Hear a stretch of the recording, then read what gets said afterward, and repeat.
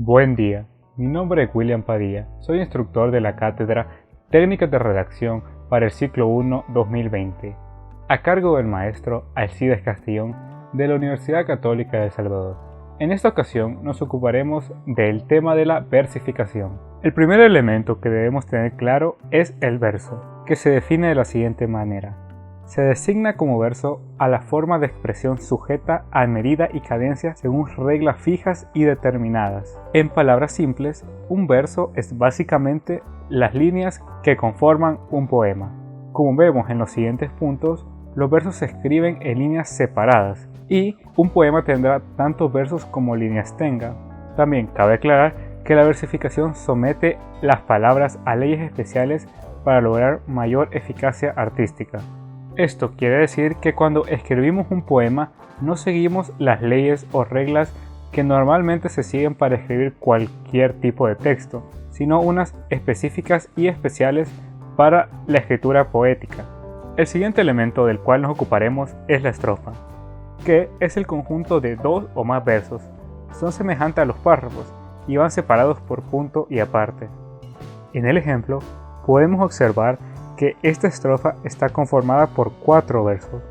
El primer verso, que dicta juventud, divino tesoro. El segundo, ya te vas para no volver. El tercero, cuando quiero llorar, no lloro. Y el cuarto, y a veces lloro sin querer. Cada una de estas líneas es lo que nosotros vamos a denominar como verso. Y el conjunto de estos 4 versos forma una estrofa. Cabe aclarar que no existe un número límite para la cantidad de versos que conforman una estrofa o la cantidad de estrofas que conforman un poema. Esto queda a elección del poeta que escribe. Para continuar, veremos los elementos de la versificación, los cuales son rima, métrica y ritmo, que estudiaremos independientemente. La rima es la semejanza o igualdad de sonidos entre dos o más palabras a partir de la última sílaba acentuada, en especial aquella que se produce entre las palabras finales de los versos de un poema. Muchas veces escuchamos un poema y nos gusta cómo suena, pero no entendemos cuál es la razón de esto. De la misma manera, si alguna vez buscamos una palabra que rime con otra, no estamos conscientes realmente de por qué esas dos palabras riman, y es lo que estudiaremos en este momento. En el ejemplo podemos ver cómo las palabras resaltadas con el mismo color riman entre ellas. Por ejemplo, blandamente con occidente y con ardiente. De igual manera, risa rima con matiza y con desliza. Y finalmente, peso rima con beso. Debemos saber y recordar que aunque la rima a la que se hace mayor énfasis está siempre al final del verso, esto no impide que existan poemas donde haya rimas internas. Significa que una palabra del medio del verso rime con la del siguiente verso o con alguna de toda la estrofa, pero normalmente las palabras que riman con mayor fuerza siempre van al final del verso. Debemos hacer énfasis en la parte de la definición que dicta a partir de la última sílaba acentuada, ya que la última sílaba acentuada es justamente la que marca cuando una palabra rima o no.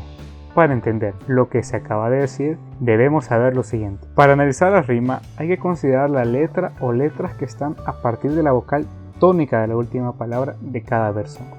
Aquí la primera pregunta es, ¿cuál es la vocal tónica? Pues bien, la vocal tónica es aquella vocal en la que recae la mayor fuerza de voz. En el ejemplo tenemos la palabra balón, que está conformada por 2 sílabas. La primera que es ba y la segunda que es lon. Esto lo podemos identificar cuando pronunciamos la palabra, ya que si decimos balón, entendemos que la segunda sílaba es la que lleva la mayor fuerza de voz. Y es justamente en esta sílaba donde encontramos la vocal tónica, que en este caso es la letra O. En el segundo ejemplo encontramos la palabra cama, donde sabemos que de la misma manera está conformada por 2 sílabas, la primera que es K y la segunda que es ma. Y la mayor fuerza de voz recae en la primera que es K. Por lo tanto, la vocal tónica está ubicada en esa sílaba y en este caso es la primera A. Un elemento que nos facilita mucho el identificar la vocal tónica es la tilde, como es en la palabra célula. Cuando vemos que la tilde está ubicada en la E, sabemos perfectamente que la vocal tónica es esa. De igual forma, en la última palabra, joya, la mayor fuerza de voz recae en la primera sílaba que es jo. Por lo tanto, la vocal tónica es la O. Pero ¿esto de qué nos sirve para entender la rima? Como dijimos antes, la igualdad de sonidos entre dos o más palabras se da a partir de la última sílaba acentuada, específicamente se da desde la vocal tónica hacia el fin de la palabra. Esto lo encontramos muy bien ejemplificado en el poema de Julián del Casal. Si lo leemos completamente, dice esto: y el fulgor de los astros rutilantes, no trueco por los vívidos cambiantes, el ópalo, la perla o los diamantes. Sabemos que suena bien y que tiene rima principalmente por cómo suena, pero al analizarlo detalladamente encontramos lo siguiente. Lo que tienen en común las palabras rutilantes, cambiantes y diamantes es su terminación de antes. Todas estas tienen la mayor fuerza de voz en la A de antes, y aunque sus sílabas sean en las palabras rutilantes lan, en cambiantes bian y en diamantes man, lo que nos interesa es que a partir de la vocal tónica todas las letras son exactamente iguales. Por lo tanto, la rima en este ejemplo es la palabra o las letras que conforman antes, y es por esto que rima. Ahora bien, existen dos tipos de rimas, la asonante y la consonante. La rima asonante se da cuando de la vocal tónica, que es lo que acabamos de estudiar, hacia el final de dos o más versos, solamente las vocales son iguales y las consonantes son distintas. Solo para refrescar, las vocales son la A, la E, la I, la O y la U, y las consonantes son todas las demás letras del abecedario. Por lo tanto, en este tipo de rima solamente serán iguales las vocales. En el ejemplo, escuchamos lo siguiente: el tesón de la sangre anda de rojo, anda de añil el sueño, la dicha de oro. Si solo lo escuchamos, puede ser un poco difícil o puede pasar desapercibida la rima que está dentro de la estrofa. Sin embargo, al analizarla, notamos que en las palabras rojo y oro, desde la sílaba tónica hacia el final, están exactamente las mismas vocales. En rojo, que empieza con la O y termina también con la O, como así en la palabra oro, que inicia con la O y termina también con la O. Sin embargo, la letra que está entre estas dos vocales es distinta en ambas palabras. En rojo tenemos la J y en oro tenemos la R. Como contraparte tenemos la rima consonante. Se da cuando de la vocal tónica hacia el final de dos o más versos, tanto las vocales como las consonantes son iguales. Aquí es distinto y suena así: el carnaval del mundo engaña tanto, que aquí las vidas son breves mascaradas. Aquí aprendemos a reír con llanto y también a llorar con carcajadas. Si notamos en las palabras tanto y llanto, la sílaba tónica es la A, y desde esa A hasta el final de las palabras son exactamente las mismas letras. Y notan el conjunto de letras anto, que es la rima de estas dos palabras. De la misma manera, en las palabras mascaradas y carcajadas, desde la A en el caso de mascaradas la de ra y en el caso de carcajadas de ja, son exactamente las mismas letras, dándonos el conjunto de hadas, que es la rima de estas dos palabras.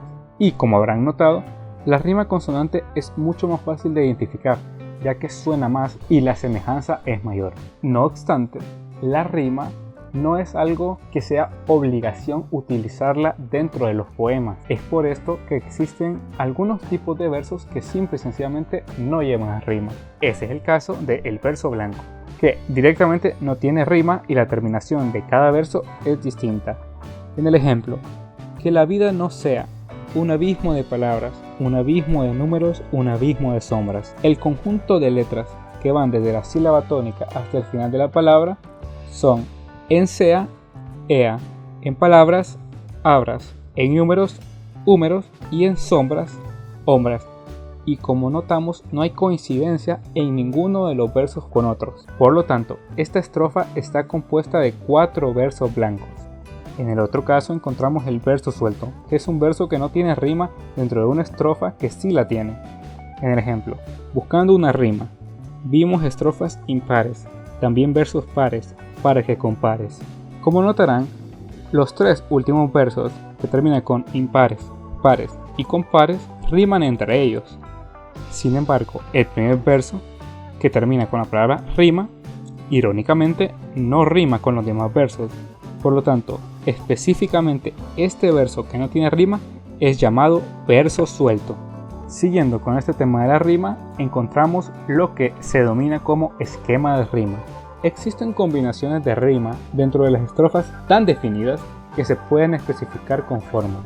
Para realizar los esquemas de rima se utilizan de letras del alfabeto según la rima encontradas en las estrofas. Estos esquemas no son una obligación, no significa que haya que usarlos de alguna manera, pero sí pueden ser una guía muy útil para clasificar el tipo de estrofa que estamos escribiendo o estamos leyendo, y funcionan de la siguiente manera. Por ejemplo, en este poema de 4 estrofas, la primera empieza con una rima de ea. Lo notaremos de la siguiente manera. La palabra diera rima con poeta, con poemas y con muera, y como hemos estudiado antes, esta es una rima asonante, porque son iguales las vocales desde la sílaba tónica hacia el final de la palabra. En el ejemplo encontramos un poema que está conformado por 4 estrofas, y en la primera de estas vemos las palabras diera, poeta, poemas y muera. Como hemos estudiado, estas palabras riman asonantemente porque son solo las vocales las que son iguales a partir de la sílaba tónica. Entonces encontraríamos una rima con las vocales ea. Para clasificar esta rima, ya que las 4 palabras riman una con la otra, se ocupa la letra A, que es la primera del abecedario, en cada uno de los versos porque, como dijimos, es la misma rima. En la siguiente estrofa encontramos una nueva palabra, estilos, que no rima con las 4 anteriores. Entonces le colocamos la letra B, que es la siguiente del abecedario, y podemos seguir analizando los siguientes versos, que tienen exactamente la misma rima que la primera de la segunda estrofa, ya que estilos, signos, míos y niños tienen exactamente la misma rima, que de la misma manera es una rima asonante. Entonces utilizamos la B en cada uno de estos versos y tenemos este esquema de rima. Cuando pasamos a la tercera estrofa, encontramos nuevamente la rima de la segunda estrofa, ya que suspiros, cariño, preciso y amigo riman con estilos, signos, míos y niños. Entonces seguimos utilizando la letra B porque es la misma rima. Pero cuando llegamos a la cuarta estrofa, vemos que tenemos una palabra que no rima con la de la tercera estrofa, que es escuela. Luego tenemos estela, poema y Venezuela. Entonces tendríamos que usar la letra C porque es una rima nueva a la que hemos usado en la que se utilizó la B. Sin embargo, notamos que esta rima de la cuarta estrofa es igual que la rima de la primera. Por lo tanto, al ser iguales, debemos poner la misma letra, que en este caso es la A. Así que el esquema de rima de todo este poema quedaría así: A, B, B, B, B, B, B, B, B, A. Y esto es lo que conocemos como esquema de rima. Los tipos de esquema de rima son los siguientes. En primer lugar, la monorrima, que tiene la misma rima en toda la estrofa. Por ejemplo, tenemos las palabras valiente, solamente, talente y gente. Estas 4 palabras tienen la misma rima. Por lo tanto, usaremos la primera letra del abecedario, que es la A, para marcarlo. Este esquema de rima es el que estudiamos en la diapositiva anterior, ya que toda la estrofa tenía exactamente la misma. Por lo tanto, el esquema de rima queda A. El siguiente esquema de rima es la rima pareada, que son 2 versos que riman sucesivamente. Encontramos las palabras camino, destino, cosas y sabrosas. La primera rima siempre va a ir con la letra A. Notamos que la siguiente palabra, que es destino, rima con camino. Así que utilizamos la letra A nuevamente. En el tercer verso encontramos la palabra cosas, que ya no rima con las 2 primeras palabras que hemos dicho. Por lo tanto, ponemos la letra B. De la misma manera, en el cuarto verso encontramos como la palabra sabrosas y cosas riman. Por lo tanto, también utilizamos la letra B. Como vemos, tenemos 2 versos que riman entre ellos y otros 2 que también riman. Así que en este caso tenemos 2 ejemplos de rimas pareadas. Acordémonos que pareada viene de par, o sea 2. Luego tenemos la rima alterna, que son, como lo dice su nombre, 2 rimas que se van alternando. Esto es que tenemos en el primer verso una palabra como ansiosa, en el segundo tenemos una nueva que no rima con la primera, que es guerra, por lo tanto cada una lleva una letra diferente. En el primer caso la A y en el segundo caso la B. Pero en el tercer verso vemos que la palabra rima con la palabra del primer verso, por lo tanto volvemos a utilizar la letra A. Y en el último verso, esa palabra rima con la del segundo verso. Y así sucesivamente es como conseguimos esta alternancia. Por lo tanto, el esquema de rima queda AB, AB. El último esquema de rima que veremos es la rima abrazada, que es cuando el primer verso rima con el cuarto y el segundo con el tercero riman entre ellos. Vemos como la palabra del primer verso, soldados, rima con la palabra coagulados del último verso, y las dos palabras que van en medio encontramos que riman entre ellas, que son las palabras vestidos y adheridos. Entonces podríamos decir que las palabras de los extremos riman entre ellas de la misma manera que las dos palabras del medio, y conseguimos así el esquema de rima ABBA. Ahora pasamos al segundo elemento de la versificación, que es la métrica. La métrica es la cantidad de sílabas métricas, valga la redundancia, que tiene cada verso. Una pregunta muy importante: ¿qué son las sílabas métricas? Pues simplemente las sílabas métricas son las sílabas que conforman las palabras, y la métrica de un verso es la sumatoria de todas estas sílabas. Por ejemplo, normalmente tenemos este verso: todas las rosas son la misma rosa. Pero cuando la dividimos en distintas sílabas, podemos ver cómo la palabra todas es conformada por dos sílabas, to y das. La segunda palabra, las, es simplemente una sílaba. Rosa se divide en dos sílabas, ro y sas. Son es otra sílaba, la es la siguiente. Misma también es separada en dos sílabas, mis y ma. Y finalmente, rosa es conformada por dos sílabas, ro y sa. Y si contamos cada una de estas sílabas, tenemos en total 11 sílabas métricas. Y esta es la métrica de ese verso. Una pregunta muy común podría ser: ¿de qué sirve tener la métrica en un poema? ¿O para qué vamos a contar cada una de las sílabas del verso? Pues bien, la poesía intenta tener la misma cantidad de sílabas en cada uno de los versos del poema. Así, un poema de 4 estrofas intentará tener cada verso con 11 sílabas métricas, con 8 sílabas métricas, con 14 sílabas métricas, por distintos factores. Puede ser estético, para que todos los versos se vean parecidos en cuanto a la extensión de estos, aunque también, y más importante, es para que suenen mejor, para que un verso no suene demasiado largo y el siguiente muy corto, y también para lograr una musicalidad dentro del poema. Tenemos dos tipos de versos: los de arte menor y los de arte mayor. Los de arte menor son los versos que tienen entre 1 a 8 sílabas métricas. De esta manera podemos ver cómo una sola palabra puede conformar un verso. Y un punto importante es que los esquemas de rima de este tipo de versos se escribe en minúsculas. Por ejemplo, podemos leer el ha venido. ¿Cómo ha sido? Si contamos cada una de estas sílabas, nos dará exactamente 5 sílabas métricas. Por lo tanto, tendremos que poner un signo de igual y un número que sea 5. Y en este caso encontramos el esquema de rimas al lado izquierdo, que como vemos es escrito con minúsculas. Y la rima, al ser solo 2 versos, es una rima pareada y se escribe como esquema AA. Como contraparte tenemos los versos de arte mayor. Estos son los que tienen de entre 9 a 16 sílabas métricas y el esquema de rima se escribe con mayúsculas. En este ejemplo vemos como todos y cada uno de los versos tiene exactamente 11 sílabas métricas y que las rimas son pareadas, ya que el primero rima con el segundo, el tercero rima con el cuarto y el quinto rima con el sexto. Por lo tanto, el esquema de rima queda en mayúsculas y se lee AA, BB, CC. Cada uno de estos versos tiene un nombre específico dependiendo de la cantidad de sílabas que contenga.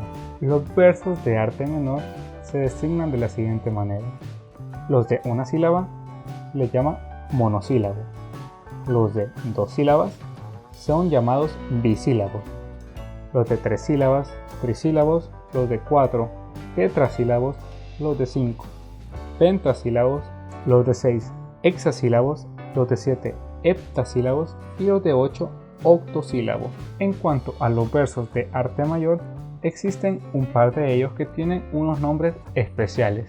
Tenemos el verso de 9 sílabas que es un eneasílabo, el de 10 sílabas que es el decasílabo y el de 11 sílabas que se llama endecasílabo o también nombrado popularmente como verso heroico. Continuando, el de 12 sílabas es dodecasílabo, el de 13 tridecasílabo, el de 14 tetradecasílabo o verso alejandrino, el de 15 sílabas pentadecasílabo y el de 16 sílabas hexadecasílabo.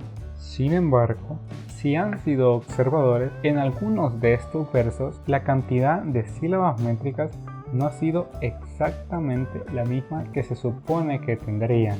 En algunos parece que hay más sílabas o menos de las que deberían estar para que el número exacto que hemos puesto. Como imaginarán, es muy complicado que un verso tenga exactamente la misma cantidad de sílabas a lo largo de todo el poema.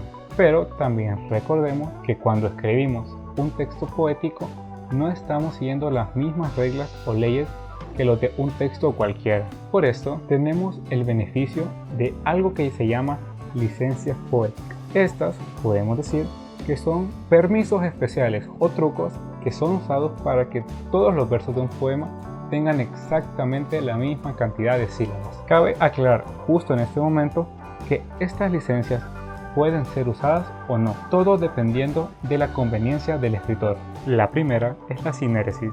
Esta es la unión de dos vocales que deben ir separadas. Por ejemplo, la palabra son, re, ir. Normalmente la separaríamos en 3 sílabas. Son, re y por último ir. Sin embargo, gracias a la sinéresis podemos unir estas 2 sílabas, la de re y la de ir. Así nos quedaría en vez de 3 sílabas solamente 2, son y reír. Hay que recalcar algo muy importante y es que esto solamente puede ser con las vocales. No se podría unir, por ejemplo, son y re porque termina son con consonante y también empieza con consonante re. Entonces las consonantes no pueden ser tampoco una consonante con una vocal o una vocal con una consonante. Deben ser exactamente 2 vocales. Y pueden preguntarse, ¿y esto para qué me sirve? Pues bien, si tuviéramos un poema donde todos los versos tuvieran 11 sílabas, pero uno en específico tiene 12 sílabas, debemos encontrar la manera que ese verso que tiene 12 llegue a 11 para que todas las sílabas dentro del poema tengan exactamente la misma, que en ese caso serían 11. Entonces podemos recurrir a la sinéresis para que una palabra que tiene 3 sílabas le restemos una y solo tenga 2 y así todos los versos sean exactamente de 11 sílabas. La contraparte de la sinéresis es la diéresis, que es la separación de vocales que deben ir juntas y se debe usar el símbolo de la diéresis, que son 2 puntos arriba solamente de la vocal U o de la vocal I. Solo puede ser arriba de estas 2 vocales. Por ejemplo, en la palabra cruel sabemos que se dice en una sola emisión de voz, por lo tanto es una sola sílaba. Pero si ponemos la diéresis en la U, podemos separarla y en vez de tener una tendremos 2 sílabas. Y podemos poner un caso similar al del anterior de la sinéresis. Por ejemplo, tenemos el mismo poema, pero en vez de tener un verso que le sobra una sílaba, tenemos un verso que le falta una para completar las 11 sílabas métricas. Así que podríamos separar la palabra cruel para así tener una sílaba de más y lograr que todos los versos tengan exactamente la misma cantidad de sílabas. La tercera licencia poética de la cual nos podemos auxiliar es la sinalefa. Esta es la unión de la última sílaba de una palabra con la primera de la siguiente. La última debe finalizar con vocal y la primera empezar con vocal. Y cabe recalcar que la letra H no interfiere. Se ve claramente en el ejemplo. Las palabras largo y extravío evidentemente van separadas, pero si las separamos por sílabas encontramos que la última sílaba de largo, que es co, termina con vocal. Y la primera de extravío, que es ex, empieza por vocal.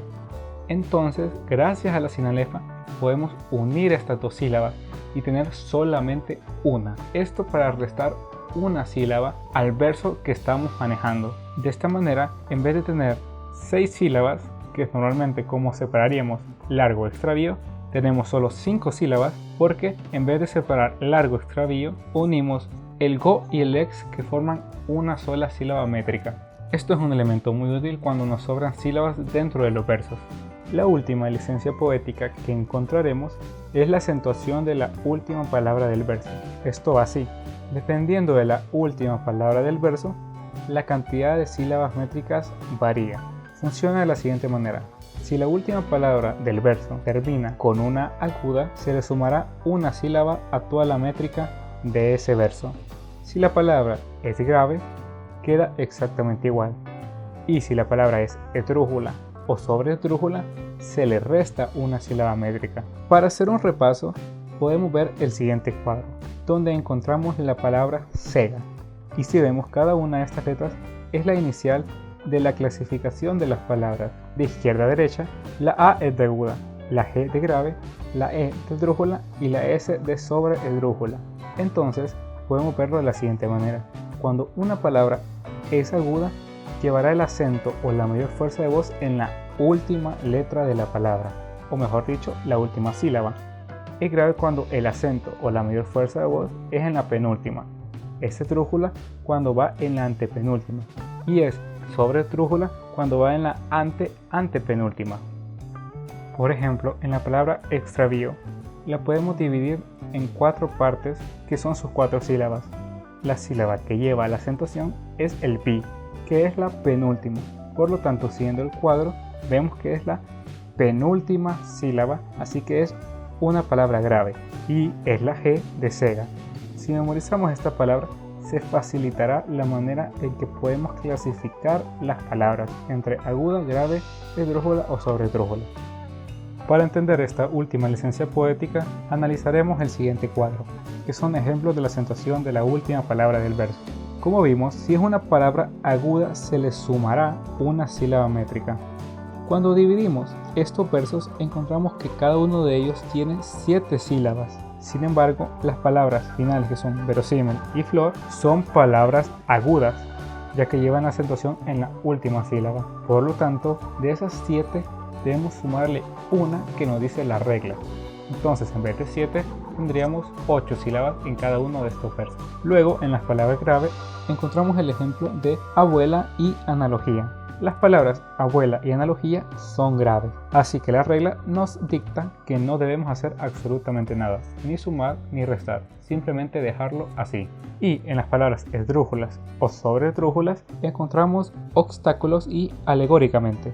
La palabra obstáculos es una palabra esdrújula y la palabra alegóricamente es una palabra sobreesdrújula. Por lo tanto, estos versos que tenían 8 sílabas métricas le debemos restar una sílaba, tendríamos como total 7. Y finalmente en la notación leemos: estas licencias se aplican para que todas las estrofas del poema tengan la misma cantidad de sílabas métricas, que es al final de cuentas nuestro objetivo cuando escribimos y aplicamos la métrica, que cada uno de los versos tengan la misma cantidad de sílabas.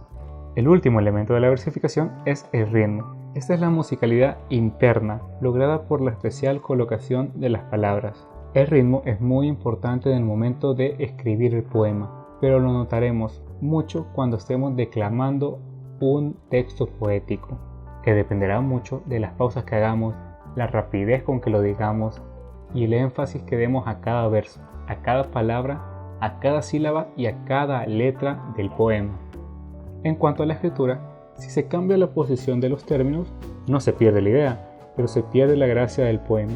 Recordemos que estamos escribiendo poesía, no estamos simplemente informando o educando, estamos volviendo el lenguaje más bello y más agradable a los oídos.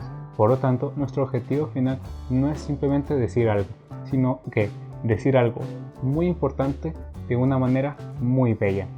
Y recordamos la importancia de las sílabas tónicas, que nos han venido acompañando desde la rima y son justamente los que nos van a dar el ritmo o cadencia dentro de los poemas. Por ejemplo, en este poema de Francisco Gavidia, yace Hernando de Soto, el afamado, explorador de la Florida, yerto. Mucho es por cierto haberle rescatado, el enemigo cruel, mucho es por cierto. La manera en que fue declamado ha sido con pausas, probablemente no perfectamente, pero es lo que le ha dado énfasis a la manera que se dice. Caso contrario sería decir, ya sea Hernando Soto, el afamado, Flor de la Florida, Yerto, muchos por cierto haberlo respetado, el enemigo cruel, muchos por cierto. Claramente lo dije, y ustedes probablemente lo entendieron, pero fue muy rápido, y como decimos no tiene gracia, no se escucha bien, simplemente lo hemos leído. Pero un poema no debe ser leído, debe ser declamado. También cuando leemos, por ejemplo, yace Hernando de Soto, el afamado. Esta es la manera en lo que ha querido decir el autor, porque daría lo mismo si decimos yace el afamado Hernando de Soto, porque el significado sigue siendo igual, pero no tiene el ritmo que el autor ha querido darle, y que debemos respetar y hacerlo valer, porque es lo que le da la musicalidad a todo el poema. Otro punto importante de ritmo es la cesura. La cesura es la pausa que se hace por necesidad de ritmo en el interior de un verso y que no se marca con signos de puntuación. Esto es muy importante porque normalmente en medio de los versos habrá un espacio que, como dijimos antes, para dar énfasis y musicalidad. Sin embargo, la cesura no es marcada con signos de puntuación. Algunas veces será marcada con unas comas, pero en otras el verso simplemente deberá tener una pausa en medio de este para guardar el ritmo. Para fines de educación, nosotros lo hemos marcado con una doble pleca. Por ejemplo, el poema se lee de la siguiente manera: fantásticos cuentos de duendes y hadas que pobláis los sueños confusos del niño. El sueño se oculta por siempre en el alma y el hombre se evoca con hondo cariño. La cesura marca ese espacio que se deja para la pronunciación, que sería diferente si dijéramos fantásticos cuentos de duendes y hadas que pobláis los sueños confusos del niño. El sueño sepulta por siempre en el alma y el hombre se evoca con hondo cariño. No suena mal, simplemente suena diferente, y es justamente la manera en que nosotros queramos poner esa pausa y en el momento que queramos ponerla, donde estará la cesura. Ahora bien, si la cesura está justo en medio del verso y lo divide en dos partes exactamente iguales, cada una de estas partes recibe el nombre de hemistigio. Por ejemplo, en el primer verso, fantásticos cuentos, la cesura, de duendes y hadas. Fantásticos cuentos, que la primera parte es un hemistigio, y de duendes y hadas es el otro hemistigio, pero esto es solamente cuando está dividido justo al medio y en dos partes iguales. Como último punto, tenemos los tipos de estrofa, que es algo que solamente puede ser explicado si entendemos los tres elementos de la versificación, y son los siguientes. La primera es el llamado pareado o dístico. Es el conjunto de dos versos de igual ritmo y métrica. Pareado, recordemos que viene de par, o dístico, que viene de dos. En el poema de Francisco Quevedo leemos: yo he hecho lo que he podido, la fortuna lo que ha querido. Ambos versos riman, por lo tanto utilizamos el esquema AA, y si contáramos cada una de las sílabas y aplicando las licencias poéticas, llegaríamos a una métrica de 9 sílabas en cada uno de los versos. Por tanto, al tener estas características, se denomina como pareado o dístico. El siguiente tipo de estrofa es el terceto, que es la combinación de 3 versos de arte mayor. Recordemos, los versos de arte mayor son los que vienen desde 9 sílabas hasta 16. En el poema Albania de Garcilaso de la Vega encontramos esto: en medio del invierno está templada, el agua dulce de clara fuente, y en el verano más que nieve helada. Vemos como cada uno de estos versos tiene 11 sílabas métricas y que la rima para llamarse terceto no es importante, ya que el primer verso y el tercer verso riman, pero encontramos en medio de este poema un verso que no rima con ninguno de los otros. Por lo tanto, este es un verso suelto y la estrofa es denominada como terceto. Continuando, tenemos el cuarteto, que es la combinación de 4 versos de arte mayor. Leemos el poema de Ramón López Velarde. Cuando nacemos nos regalas notas, después un paraíso de compotas, y luego te regalas toda entera, suave patria, alacena y pajarera. Como notamos, es un poema compuesto por 3 versos, y cada uno de estos tiene 11 sílabas métricas, lo que lo hace de arte mayor, y por tanto es denominado como un cuarteto. El siguiente tipo de estrofa es el serpentecio. Es una estrofa de 4 versos, otra vez, de arte mayor, pero con rima alterna. Recordemos que la rima alterna es la del esquema de rima AB-AB. En el poema de Rubén Darío encontramos lo siguiente: era un aire suave, de pausados giros, helada armonía ritmaba sus vuelos, e iban frases vagas y tenues suspiros entre los sollozos de los violoncelos. La rima, como dijimos antes, tiene el esquema AB-AB, lo que lo hace alterno. Y solo con observar el poema podemos notar que es un poema con versos de arte mayor, ya que es un verso bastante largo. Luego encontramos la redondilla, que tiene unas características muy precisas. Es una estrofa de 4 versos octosílabos con rima abrazada. Hombres necios que acusáis a la mujer sin razón, sin ver que sois la ocasión de lo mismo que culpáis. Cada uno de estos versos tiene 8 sílabas, incluyendo el segundo, que gracias a la licencia de la acentuación del último verso, le hemos sumado una sílaba. Así que conseguimos las 8 sílabas en cada uno de estos versos. E identificamos la rima abrazada, ya que el primer verso rima con el cuarto y el segundo con el tercero, lo que vuelve a esta estrofa una redondilla. Luego vamos a la cuarteta, que es un serpentecio de arte menor, donde lo más importante es la alternancia de la rima. Encontramos un gran ejemplo en la liturgia de las horas, que dice: se inclina ya mi frente, sellado está el trabajo, Señor, tu pecho sea la gracia del descanso.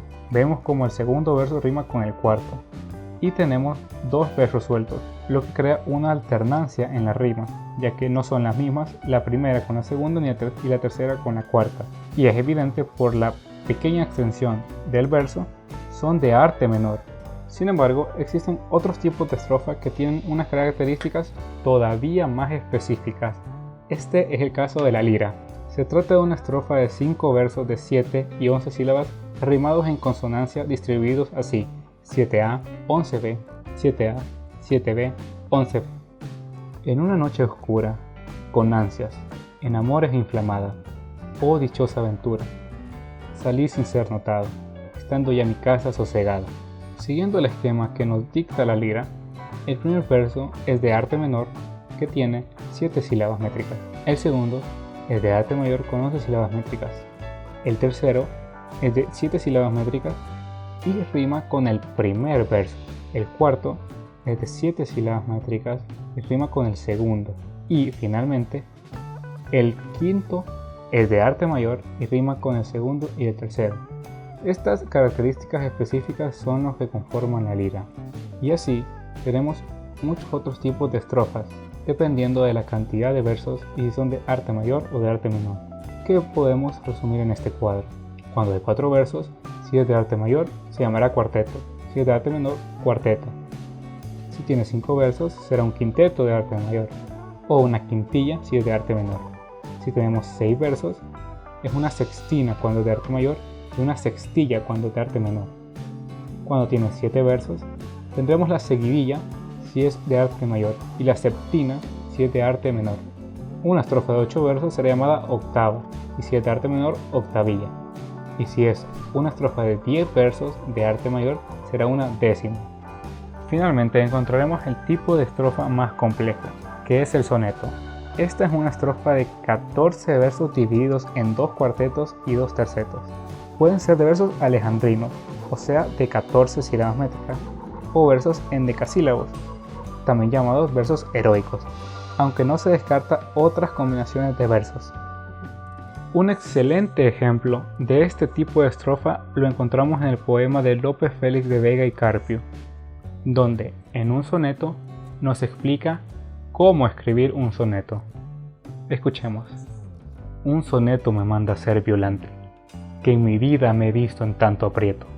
14 versos dicen que es soneto, burla burlando van los 3 delante. Yo pensé que no hallara consonante, y estoy a la mitad de otro cuarteto, mas si me veo en el primer terceto, no hay cosa en los cuartetos que me espante.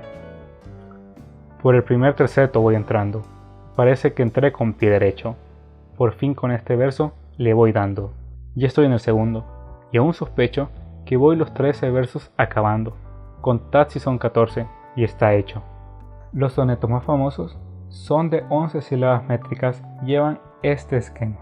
Como reflexión final, quiero decirles que A pesar de todo lo que hemos visto entre leyes, reglas y parámetros de los poemas, no existe una manera exacta de escribir poesía y deben sentirse libres de escribir como ustedes quieran. Tal vez encuentren en estos tipos de estrofas o de versos una manera muy bella de escribirlo, pero no debe limitarlos la cantidad de versos o la cantidad de sílabas que tenga un poema. Deben dar rienda suelta a su imaginación para escribir como se sientan más cómodos y mejor. Sin olvidar que todo lo visto en esta clase sirve mucho para analizar los poemas clásicos que han escrito generación en generación y que le han dado la poesía el realce, la importancia y la belleza con la que la conocemos hoy día. Un saludo y pasen feliz día.